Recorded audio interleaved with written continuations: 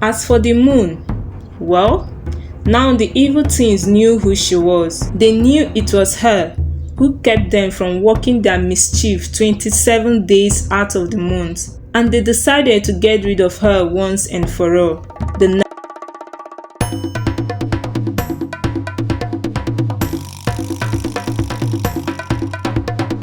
There was once a man who lived up on a hill in a cozy cottage, and even though he had a large comfortable bed inside, most nights he would take a blanket and a pillow outside and sleep on the grass in the light of the moon. He did this every single night, except when the moon was new. He would sleep happily inside his own house. No one ever knew why he behaved like this, and when asked about it, he would just say, "I am keeping a promise I made to someone special."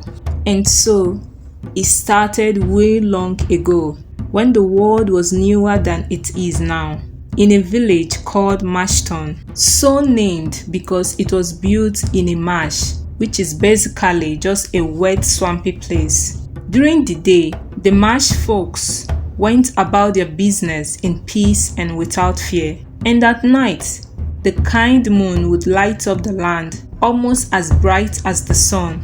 But as we all know, once a month, the moon takes the night off. And when the moon is gone and the night is dark, the evil things come out, goblins, trolls, and wicked witches who lives in the marshlands wait for people to cast spells on. But the moon is sympathetic and very fond of the people. She shines down, and when she heard about these evil things bothering the people of Mashton, she wanted to see them for herself. But of course, they avoid moonlight just as much as sunlight, so she would have to disguise herself to see them. On her night off, what people for some reason call the new moon, instead of what it is, the no moon, she came down to earth in the shape of a beautiful woman with blonde afro hair that shone like the moon. She covered her hair and walked through the marshlands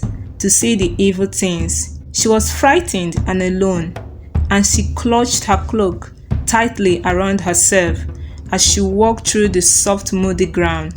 Of course, she wasn't used to walking on the ground at all, so it wasn't long before she slipped and fell.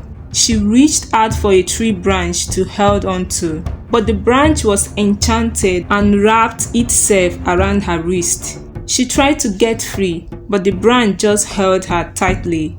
She was trapped. The poor moon couldn't even cry out for help. She may have looked like a woman at the time, but she did not know any human language. So all she could do was stand there, shivering from fear and hoping someone would come along. Soon, someone did come along. A young man who had wandered too far from home and was hurrying to get back to Mashton before the evil things got him. But he was too late. As the moon watched, he was set upon by ugly goblins.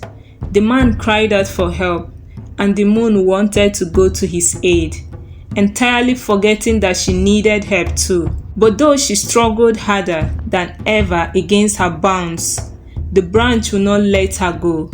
She shook her entire body to free herself, and as she did so, the hood slid from her head, and a bright beam of moonlight shot from her hair and blinded the goblins, who ran back to their lair, crying piteously. The man was so elated to be free of the goblins that he didn't stop to think about where the magical light had come from or who had saved him. He just ran as fast as he could to his home before anything else happened to him. As for the moon, well, now the evil things knew who she was. They knew it was her who kept them from working their mischief 27 days out of the month, and they decided to get rid of her once and for all.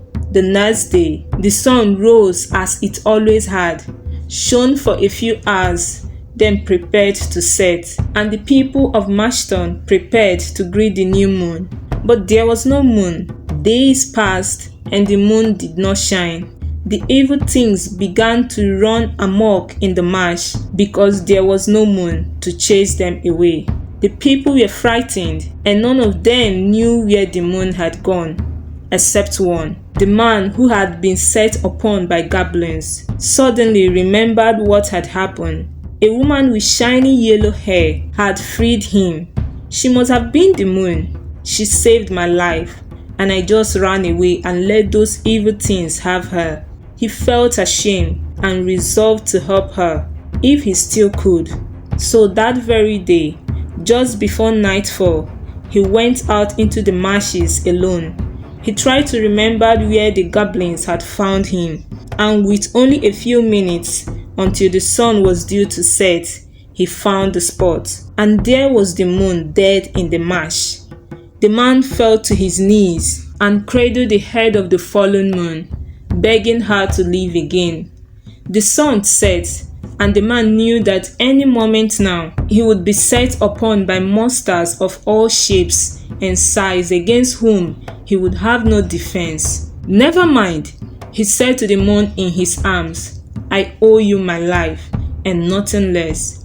It may be a meaningless gesture at this point, but I promise I will protect you and stay close to you for as long as I am able. The man said this fully expecting to die as he saw the glowing eyes of trolls and demons creeping up on him from all sides. But then something amazing happened. The power of this man's promise and the sacrifice he was willing to make awakened the sleeping moon. She sat up at once and her hair glowed again, its light dispersing the bands of monsters that was surrounding them. It was a light so bright that the man had to hide his eyes. When he opened them again, the woman in the marsh was gone, but the moon was back in the sky. From that day on, the moon spent every night off on earth with her new friend, lover, and husband. Yes, the brave man from Marshton married the moon, and every night for the rest of his life, he would sleep outside to be closer to her, except the one night per month that she came down to earth and shared a soft warm bed inside with her husband. He never broke his promise, and he stayed as close to her as possible until the day he died. And even then, the moon used her power to join with him so that they could be together for all time. Since then, he is known as the man in the moon. The moral of this tale is clear. Genuine acts of kindness and selflessness can create a positive impact that extends far beyond the immediate moment. When we willingly give of ourselves to support others, we not only alleviate their suffering, but also strengthen the bonds of empathy and compassion within society. Sacrifice reminds us of the interconnectedness of humanity and the importance of lending a helping hand to those in need, even when it requires personal sacrifice.